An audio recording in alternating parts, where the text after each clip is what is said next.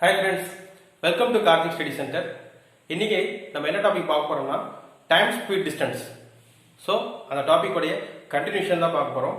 ப்ரீவியஸா நான் வந்து time speed distance டாபிக்ல இருந்து பார்ட் 1 வீடியோ வந்து போட்டிருந்தோம். ஸோ அந்த வீடியோட பேசிக்ஸ் டைம் ஸ்பீட் டிஸ்டன்ஸ் என்ன, இந்த மூணுத்துக்குமான ரிலேஷன்ஸ் என்னன்றதெல்லாம் பார்த்தோம். ஸோ இன்னைக்கு வந்து ஒரு 2 ப்ராப்ளம்ஸ் பேசிக்காக பார்க்க போறோம். இந்த ப்ராப்ளம்ஸும் உங்களுடைய பேசிக்ஸை ரொம்ப ஸ்ட்ரென்தன் பண்ணும். கண்டிப்பா வீடியோ ஃபுல்லா பாருங்க. இந்த டாபிக்ல நல்ல நாலேஜ் வந்து டெவலப் பண்ணிக்கோங்க. ஓகேவா? சரி வாங்க ப்ராப்ளம்ஸ் போயிடலாம். எக்ஸ்பிளைன் பண்ணிட்டு நம்ம பார்த்தலாம். வாங்க. A man walked at a speed of 4 km per hour from A to B and come back from B to A at a speed of 6 km per hour. What would be the ratio of the time taken by man in walking from A to B to the top B to A? அப்படின்னு கேட்டிருக்காங்க. So என்ன சொல்லியிருக்காங்கன்னா, ஒரு மனிதன் வந்து ஏலேருந்து B அப்படின்ற ஒரு இடத்துக்கு 4 கிலோமீட்டர் அந்த வேகத்தில் போயிருக்காராம். அதே மாதிரி ரிட்டர்ன் வராரு ஃப்ரம் பி டு ஏ, பிலேருந்து ஏக்கு திருப்பி ரிட்டர்ன் வராரு, கம் பேக் என்ன ஸ்பீட்ல வராரு, 6 கிலோமீட்டர் பர் அவர் அப்படின்ற வேகத்தில் வராரு. What would be the ratio of time taken, அப்ப எவ்வளவு நேரம் எடுத்திருப்பாரு அதனுடைய விகிதம் கேட்கிறாங்க. அந்த மனிதனால எடுத்துக்கொண்ட அந்த ஏல இருந்து பி அப்படின்ற ஒரு இடத்துக்கு சென்றதுக்கும், இப்போ இந்த பாயிண்ட் ஏ இது பின்னு வச்சுக்கலாம். இப்போ ஏல இருந்து பி இந்த பாயிண்ட்டுக்கு போறாரு. ஸோ எவ்வளவு ஸ்பீட்ல ஆரம்பத்தில் போயிருக்காரு, 4 கிலோமீட்டர் பர் அவர் வேகத்துல போயிருக்காரு. இது வந்து போகும்போது இப்போ திருப்பி ரிட்டர்ன் வராரு, திருப்பி வரும்போது இப்போ இதோட ஸ்பீடு வந்து 6 கிலோமீட்டர் பர் அவர். அவ்வளவுதான் விஷயம். ஸோ இப்போ ரெண்டுத்துக்குமான இந்த விகிதம் என்னன்னு கேட்டிருக்காங்க. ரெண்டுத்தோட ஸ்பீடை கொடுத்துட்டு ரெண்டுத்தோடைய டைம் கேட்டிருக்காங்க. ஓகேவா? ஸோ நான் பேசிக்ஸே நீங்க சொல்லாம இருந்தா ஸ்பீடை ரெண்டுத்தும் கொடுத்துட்டாங்கன்னா அந்த ரெண்டுத்தோட ரேஷியோ முதல்ல எடுத்துக்கலாம். இது வந்து 4 கிலோமீட்டர் பர் அவர், இது 6 கிலோமீட்டர் பர் அவர். அப்ப S1 is S2, 4 is 6. ஓகேவா? இதை ஃபர்தரா கேன்சல் பண்ண முடியுமா? இதை 2 ஆல கிராஸ் பண்ணுங்க, இதையும் 2 ஆல அடிச்சீங்கன்னா 3. ஸோ ஸ்பீடு ரேஷியோ என்ன வருது, 2 is 3. இப்போ என்ன கேட்டிருக்காங்க, time taken, ratio of time taken by a man இதான் கேக்குறாங்க. So speed s1 and s2 2 is to 3 னா டைம் டேக்கன் எப்படி இருக்கும், பேசிக்ஸ்ல பார்த்தோம். the speed is inversely proportional to time அப்படின்ற ஒரு கான்செப்ட் நான் சொல்லியிருந்தேன். சோ அதோட ரேஷியோவும் அப்படியே தலைகீழா மாறும். சோ அப்ப டைம் டேக்கன் என்ன வரும்னா, a to b ல இருந்து b to a கேக்குறாங்க. அதேதான் இங்கேயும் a to b ஒரு ஃபர்ஸ்ட் ஸ்பீடு, இது b to a கான ஸ்பீடு. சோ அப்படியே இது இன்வெர்ஸ் ஆகும். சோ டைம் டேக்கன் ரேஷியோ எப்படி வரும்னா 3:2. 3:2 புரியுதா? சோ அப்படியே தலைகீழா எடுத்துக்கணும். இத நான் என்ன பண்ணிருக்கேன்னா, the 1/2 1/3 இப்படி தலைகீழா எடுத்துக்கிட்டேன். இது நீங்க எல்சிஎம் எடுத்து கேன்சல் பண்ணீங்கன்னா இந்த 3:2 தான் வரும். ஓகேவா? பேசிக் லாஜிக் தெரிஞ்சா இந்த சம் போட்டுடலாம். இது ஒன்றும் பெரிய விஷயம் கிடையாது. ஓகேவா? ஓகே, நெக்ஸ்ட் சம் போலாம்.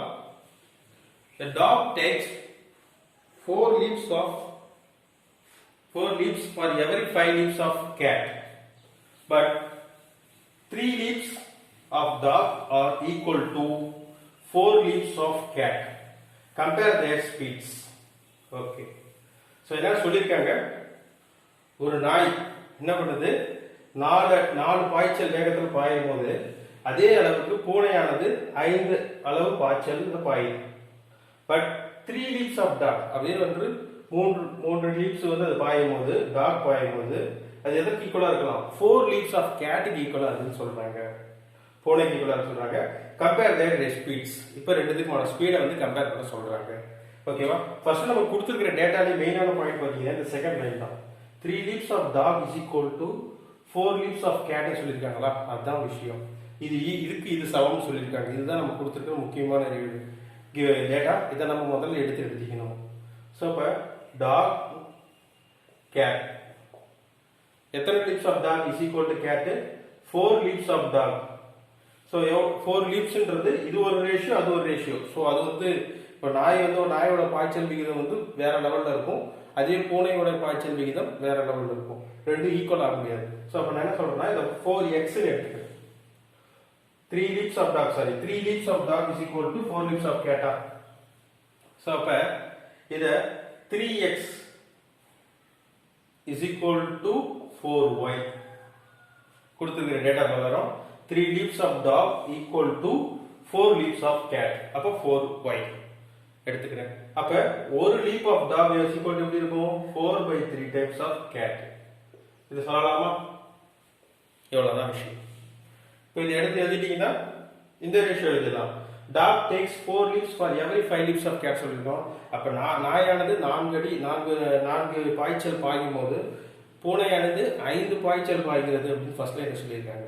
ஸோ அப்போ வந்து ஒரு நாயோட பாய்ச்சல் எவ்வளோ பூனையோட பாய்ச்சலுக்கு சமம்னு சொல்லிட்டு செகண்ட் லைன்ல கொடுத்துருக்கிற டேட்டா பிரகாரம் இது எடுத்து எழுதிட்டோம். ஸோ அப்போ ஃபர்ஸ்ட் லைன்ல கொடுத்துருக்கிற விஷயம் வச்சு நம்ம இது எழுதலாமா? அப்போ 4 leaves of dog வந்து 5 leaves of catக்கு இதுக்குமான இந்த ஸ்பீடோட ரேஷியோ என்னன்னு கேட்குறாங்க. நம்ம ஆல்ரெடி எக்ஸோட வேல்யூ தெரியும் 4/3y. இதை இங்கே சப்ஸ்டிட் பண்ணலாமா? அப்போ 4 into 4/3y into 5y. ஏன் புரியுதா? இங்க x இங்க y இருந்துச்சுன்னா அந்த ஸ்பீடை வந்து கம்பேர் பண்ண முடியாது. ரெண்டு வெவ்வேறு குவான்டிட்டிஸ் ஒரே குவான்டிட்டிஸ்ல கொண்டு வரணுன்றதுக்காக தான் நான் இதை சொல்ல வரேன். ஓகே, அப்ப இது நீங்க மல்டிப்ளை பண்ணீங்கன்னா 16/3y இங்க 5y. ஓகே, இப்போ இதுல இருந்து 3 இங்க டினாமினேட்டர் இருக்குது, இங்க எதுவுமே இல்லை, அப்பனா 1 இருக்கிறது அர்த்தம். இதுக்கு எல்சிஎம் எடுத்தீங்கன்னா 16y 15y. ஸோ இங்கேயும் 3 வந்துடும், இங்கேயும் 3 வந்துடும். ஸோ இப்போ டினாமினேட்டர் 3 காமன், அதை அடிச்சிட்டிங்கன்னா 16y is to 15y. நமக்கு அது தேவையில்லை, அதோட ரேஷியோ அதை அடிச்சிட்டிங்கன்னா 16 is to 15. ஓகேவா?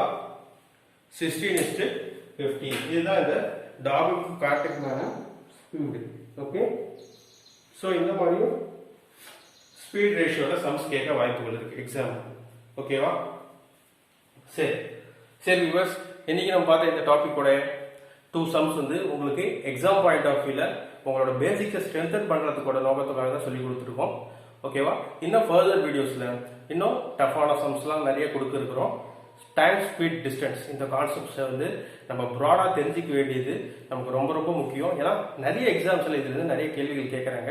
ஸோ அதனால நான் ரொம்ப பேசிக் சம்லேருந்து போயிட்டு இருக்கிறேன்.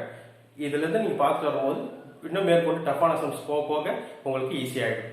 ஓகே, ஸோ நம்ம மறக்காம வீடியோக்கு லைக் பண்ணுங்க, ஷேர் பண்ணுங்க, சப்ஸ்கிரைப் பண்ணுங்க, அண்ட் ஆல்சோ உங்கள் ஃப்ரெண்ட்ஸுக்கு மறக்காம இந்த மாதிரி வீடியோஸை ஷேர் பண்ணுங்க. எக்ஸாம்ஸ் நிறைய வந்து வரப்போகுது, ப்ரிப்பேர் நல்லா பண்ணுங்க. ஓகேவா? தேங்க்ஸ் ஃபார் வாட்சிங்.